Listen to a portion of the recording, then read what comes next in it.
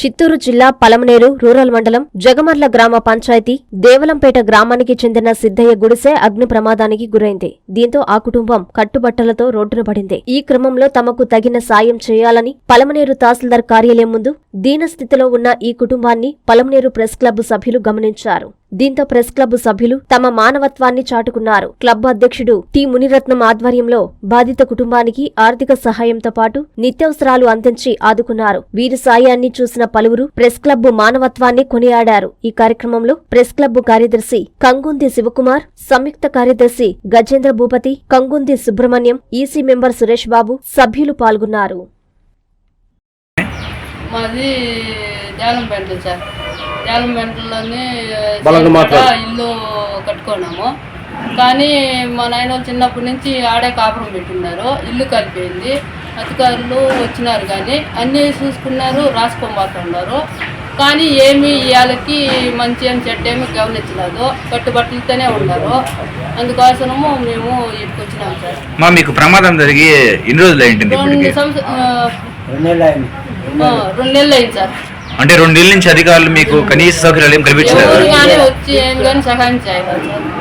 మీరు ఏం పని చేస్తారు? మేము కూలి చేసుకునేవాళ్ళు సార్. మేము కూడా అడుగు కూర్చున్నాము. నాయన అమ్మ చేను కన్నా కాపురం ఉన్నారు. కానీ వాళ్ళు కాపురం ఉన్నారు కానీ ఆడే బతుకుతున్నారు. బియ్యం కార్డులు, ఆధార్ కార్డులు, బట్టలు, బొట్లు, బియ్యము, మడినాటిన్నాను. అవి కూడా మిషన్ కేసుకొచ్చి నేనే 7 బిట్లు బియ్యం పెట్టిన్నాను. మొత్తం కాలిపోయినాయి. కానీ ఇవాళకి ఎవరు ఏం సహాయం చేయలేదు. కానీ నాయన్ని అమ్మని నేనే చూసుకుంటాను. చేనుకనే ఉన్నారు వాళ్ళు. ఓకే అమ్మా, మీకు అంటే ఏ ప్రమాదం వల్ల మీ ఇల్లు కాలిపోయిందని చెప్పినారు? అది ఫలాంది అని చెప్పలేదు సార్. ఇల్లు కాలిండేది మా నాయన మా అమ్మ కూడా నాకు చెప్పలేదు. నేను అడుగు కూర్చున్నాను. అడుగు వస్తే ఇల్లు మాత్రం కాలిపోయింది. పిల్లలు గొట్లు, యూనిఫారం గొట్లు, పిల్లలు ట్యాపులు అంతా నేను మా అమ్మ చేతనే పెట్టేసి కూర్చున్నాను. పిల్లల్ని కూడా నేను ఈతాకు పైన పోయినాను. మాతో జరిగిపోయింది సార్. ఫలాంది అని తెల్లదు ఇవాళకి.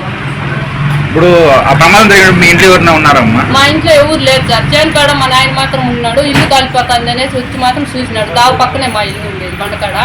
ఆ మాతో జరిగింది. మా ఇల్లు కాలిపోయిన తర్వాత ఫైర్ డిపార్ట్మెంట్ వాళ్ళు కానీ వాళ్ళు ఎవరైనా వచ్చి ఏదైనా చేసినారు? ఆరిపోయేది కానీ మంటలు ఆరిపోయేది? ఎవరు కానీ రారు సార్. ఊరు దూరం ఉండదు. మా నాయన వచ్చేది కొంచెం బండకాడ దూరంగా ఉండదు.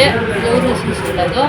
ఆరిపోయేటప్పుడు మాత్రానికి అదే కాలిపోయింది. మొత్తం కాలిపోయినాయి సార్. బియ్యము మొత్తం కాలిపోయినాయి. మళ్ళీ ఇంకా మా ఊర్లో సర్పంచ్కి వాళ్ళకంతా చెప్పినాము. ఈ వార్త జరిగిపోయినది వచ్చి చూడాలి సార్ అంటే వాళ్ళు వండుకొని వాళ్ళే తాగేసి ఇల్లు పెట్టి కాల్చుకుని ఉంటారని మాట్లాడినారంట. కానీ మా ఇల్లు వాళ్ళు ఇన్ని దినాలు మా చిన్నప్పటి నుంచి బతికిన వాళ్ళు ఇప్పటికే కాల్చుకుని ఉంటుందిరా సార్. వాళ్ళు తాగిండొచ్చు. వాళ్ళు చిన్నప్పటి నుంచి తాగినారు మమ్మల్ని. అప్పటికి మాత్రానికి వాళ్ళ ఇల్లు కాలిపోయింది అని చెప్పినారు. వాళ్ళే కాల్చుకుని ఉంటున్నారు అనేసి చెప్పుకున్నారు. వాళ్ళు అధికారులు ఏం కానీ పట్టించుకోలేదు. ఇప్పుడు వచ్చి మేము ఇక్కడ అడుగుతున్నాం సార్. అంటే మీకు ఆ ఇల్లు మీరు కట్టుకుంటే గవర్నమెంట్ శాంక్షన్ ఇస్తే కట్టుకున్నారా, సొంతంగా కట్టుకున్నారా? సొంతంగా సార్. చేను కన్నా ఉన్నారు. గవర్నమెంట్ ఇల్లు కట్టినాడు మా నాయన. ఊర్లో ఉన్నది. వాళ్ళు ఊర్లో సైకిల్ లేదని చేను కన్నా ఉన్నారు. అంటే మీ బతుకదాని కోసం చేను ఇల్లు కట్టుకున్నారు అంటారు. అంటే మా న్యూస్ తెలిసింది ఏమంటే మీరు ఇల్లు కాలిపోయిన తర్వాత అదే మీకు ఏదైతే మీకు పిల్లలు ఉన్నారో వాళ్ళు కట్టుబాట్లతో ఉన్నారు, స్కూల్కి పోవడం ఇబ్బంది అనిపించింది అని చెప్పినారు. అంటే ఇప్పుడు వాళ్ళ పరిస్థితి అంటే వాస్తవమేనా ఇది? నిజమే సార్. నేను వచ్చి తోపులో ఉన్నాను సార్. తోపులో అంటే కందలం తోపులో ఉన్నాను. ఆడ నేను మాడి చెట్లకి కూలుకున్నాను. ఆడ కాట అయిపోయింది. అయిపోయే కాటికి మా అమ్మ మా నాయన చేను కాడ ఉన్నారు కదా, వాళ్ళ చేత పెట్టేసి నేను అడవికి రాయలపేట అడవిలో ఉన్నాను సార్. అప్పుడు జీతాకు వస్తున్నాను. మళ్ళీ వచ్చే కాడికి ఇల్లు కాలిపోయింది. పిల్లలు బుక్కులు అంతా లీవులు వదిలినారు కదా అప్పుడు పిల్లలకి. పాపని హాస్టల్లో నుంచి తోడుకొచ్చి అమ్మ వాళ్ళ ఇంట్లోనే పెట్టింది. బాబా వయసు ఎంతమ్మా? పాపకి 13 ఏళ్ళు అవుతుంది సార్. 2వ తరగతి 2 సంవత్సరాలు పోతే 10 అని చెప్తా ఉంటారు. 10వ క్లాస్ చదువుతుందని. నాకు కూడా చదువు లేదు సార్. అది పరిస్థితి. ఇప్పుడు ఈ విషయం పైన ఎంఆర్ఓ గారు కానీ ఆర్డీఓ గారు కానీ ఏం స్పందించలేదు ఇప్పటి వరకు? ఎవరు కానీ మా ఊర్లో కానీ ఎంఆర్ఓ గారు కానీ ఎవరు కానీ పట్టించుకోలేచారు. అందుకోసం మీకు వచ్చింది. ఓకే, మీ సర్పంచ్ ఏమన్నారమ్మా? మా సర్పంచ్ అడుగు కూడా పెట్టలేదు సార్. వచ్చి ఒక అడుగు కూడా వచ్చి ఏం చిద్దయ్యా, ఏం జరిగింది, ఎట్లా జరిగింది, దీనికి ఏమి వాతావరణం అని కూడా ఏం కానీ మాట్లాడారు సార్. మా నాయన వాళ్ళు కూడా చెప్పినారు. నేను ఫోన్ చేసి చెప్పినాను. ఈ మాట అయిపోతుందినా మా నాయన వాళ్ళు చేను కాడ ఇల్లు అంటే గుడిసి కాలిపోయింది, దానికి ఏం చేసేది అని చెప్పినాడు. ఎవరమ్మా చెప్పింది? మా ఊర్లో ఉజిరెడ్డి. కానీ జంజిరెడ్డి మా పెద్ద ఆయన పెద్ద ఆయన పిలుస్తాము, ఆయన వచ్చినాడు చూసినాడు, సిద్ధయ్య ఏదో మా దీంట్లో లేదు, మేము ఓటేళ్ళలో నింటే మేము చేసినాము, లేకపోతే మా వాళ్ళకి కాదు, వాళ్ళదే కదా ఉన్నది, వాళ్ళే చేయాలంటే వాళ్ళు ఎవరు వచ్చి చేయలేదు. వాలంటీర్లు కూడా వచ్చినారు, వాలంటీర్ వచ్చినాడు, మా పిల్లలకి ట్యాప్. ఈ ప్రమాదం జరిగిన తర్వాత విఆర్ఓ గారు వచ్చి మీ దగ్గర మీకు ఏం నష్టం కలిగిందని చెప్పి ఏదైనా పేపర్లు రాసుకొని సంతకం పెట్టుకుపోయినారా? వచ్చినారు సార్, జేన్ కార్డు వచ్చినారు, ఇల్లు కాలని చూసినారు. మనకు ఊర్లో ఇల్లు ఉంటుంది అని చెప్తున్నాం కదా, ఊర్లో ఇల్లు చూసినారు. ఇల్లు కూడా అది కొంచెం పాత అప్పుడు కట్టిండేది, వాడు చీలిపోయింది, అది మా అమ్మ ఇల్లు. దాన్ని వచ్చి చూసుకొని పోయినారు. దీనికి ఏమన్నా కట్టిస్తారా అని అడిగితే నిదానంగా పోయి చూసుకొని చెప్తామండి, ఇవాళకి ఏం చెప్తాం.